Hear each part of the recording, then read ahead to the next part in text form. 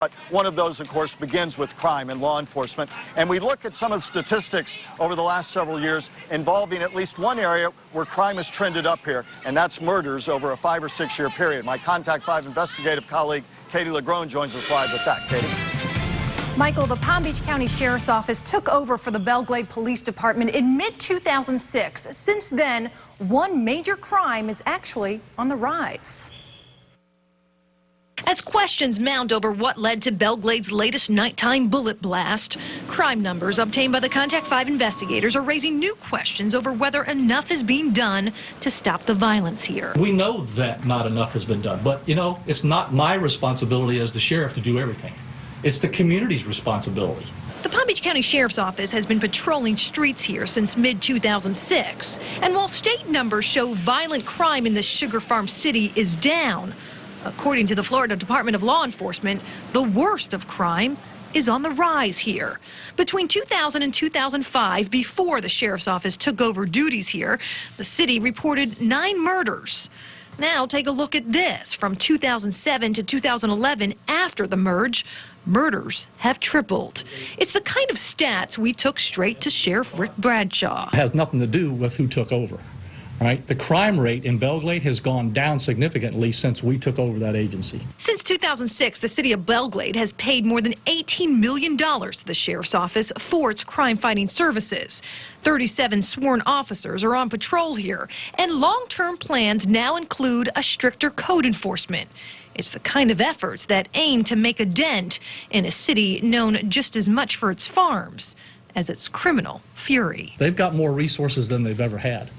But unless you put a deputy on every single street corner, you're never going to stop domestic violence, homicides, or retaliatory homicides.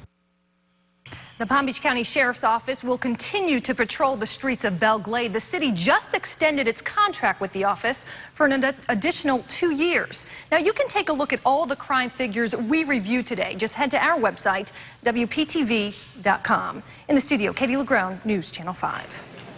Back live now, and I have the opportunity to be joined live by Palm Beach County Sheriff Rick Bradshaw. Took the time to come out here and be in the community where he's been talking to pastors and residents. Sheriff, thank you for being with us. Katie's report talks about crime trends down in many ways, but not in murders, up over the last 5 years. You said earlier, listen, I concede that we do need more law enforcement. Is that a vivid illustration of why? And talk a little bit more about what you want to do and the numbers and what trends they reflect to you. Yeah, well, you have to understand, when we came into this system out here, we took over a law enforcement agency that was fairly dysfunctional, didn't have the resources, so the crime was already trending up.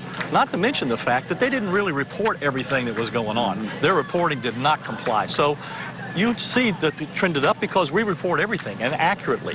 But also, that's when we started the gang task force throughout the entire county. Belle Glade's had some crime reductions. You're never, ever going to stop homicides, whether they're gang-related, whether they're domestic-related. They'll find a way to happen. What you have to do is to try to keep them as low as you can. We've reduced the number of gang-related homicides in this county by 50%. And Sheriff, you've talked about short-term efforts. You said we're going to bring in a tactical unit, we're going to do more walking patrols short-term, and long-term more civic engagement. And you expressed some degree of frustration in terms of talking about the need for a wider community and understanding of this issue. Talk about what you meant. Yeah. The sheriff cannot change the economic problems. They can't change the depression problems out here as far as poverty. We can't change the culture. What we can do is try to bring programs out here that are long-term. Help the kids program, PAL programs, a tennis program. One of the kids in our tennis program may be in the top 2 in the nation, but that gives them something to do, and all we can do is start the programs, but we need the community to continue the programs. Are you committed to that? And these budget tough times, is there the money to really do it? Yes, we can do it because we're going to use forfeiture funds to do that, but also we're going to work with the community, with the pastors. We work with the churches out here all the time, the community activists, the mayor, and the commission out here, very supportive. They want to get involved. So there's a lot of things. Sheriff Bradshaw, last and very briefly, talk about the frustration your detectives have on a night like this. Yeah. Do you believe there's somebody or a lot of somebodies out there who know who pulled the trigger on that AK-47 last night? No doubt in my mind. And to Further that along, we're offering a $15,000 reward, up to $15,000 for information. There's somebody there that knows what's going on. This is the community that's small enough. People talk. They see what's going on. It was 9:30 at night. This didn't happen in a vacuum. I guarantee you that. Sheriff Bradshaw, we thank you for being with us live and for sharing your perspective with our audience. We're going to make some strides out here. Thank you for your time, sir. And accountability is really the theme of what the sheriff's talking about, and that goes, as he argued, to civic and political leaders, church leaders, every man, woman in this community.